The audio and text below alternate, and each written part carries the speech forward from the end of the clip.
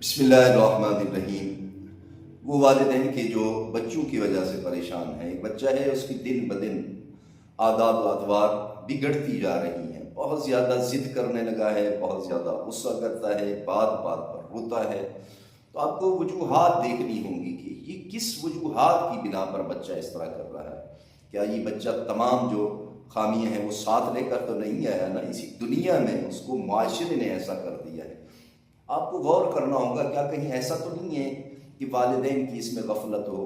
مثلا بچہ آپ سے بات کرنا چاہتا ہے لیکن آپ بات سننے کے لیے تیار ہی نہیں ہیں، اس وجہ سے بچہ غصہ کرے گا، روئے گا۔ اور اگر بچہ بات کرتا ہے، سوال کرتا ہے، اس کا صحیح جواب نہیں آتا تو بچہ غصہ کرے گا۔ یعنی 2 سال سے 5 سال تک یہ ایسی ایک ایج عمرہ ہے کہ بچے عام طور پر غصہ کرتے ہیں، ضد کرتے ہیں، روتے بھی ہیں، لیکن یہ والدین کو دیکھنا ہوگا کیا یہ ایسی معاشرے میں کچھ چیزیں سیکھ کر آیا ہے؟ کیا کہیں ایسا تو نہیں ہے کہ ہم اپنے بچے کو مارتے ہیں، اس مار کی وجہ سے یہ تاثرات سامنے آ رہا ہے؟ تو یہ تمام چیزیں ہمیں والدین کو دیکھنی پڑے گی۔ اگر یہ تمام چیزیں، تمام خامیاں والدین ان کے اندر نہیں دیکھ رہے اور ان والدین کی غفلت نہیں ہے تو پھر ان کے لیے ایک بہترین وظیفہ ہے، بہترین ایک عمل ہے، آپ اس کو بجا لیں، انشاءاللہ آپ بہتری پائیں گے۔ اور وہ کیا ہے؟ اللہ کی جلالی ناموں میں سے ایک نام المقیتو ہے۔ المقیتو یعنی صاحب اقتدار۔ آپ نے پانی ہے، دودھ ہے، جو چیز وہ بچہ پیتا ہے، اس پر آپ نے 70 مرتبہ اس کا ذکر کرنا ہے، دم کرنا ہے، یعنی المقیتو المقیتو۔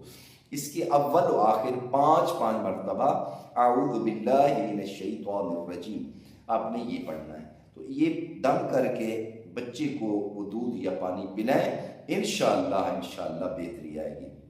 اور اگر اس کے باوجود بھی آپ بہتری نہیں دیکھ رہے ہیں تو پھر آپ دیکھیں کہ بچہ جب سو جاتا ہے تو سونے سے قبل اس کے اوپر 5 مرتبہ سورہ ناس اور سورہ فلق اس کی تلاوت کر کے دم کریں۔ سورہ ناس یعنی قل اعوذ برب الناس اور قل اعوذ برب الفلق، 5 مرتبہ اس کا ذکر کر کے اس بچے پر دم کریں۔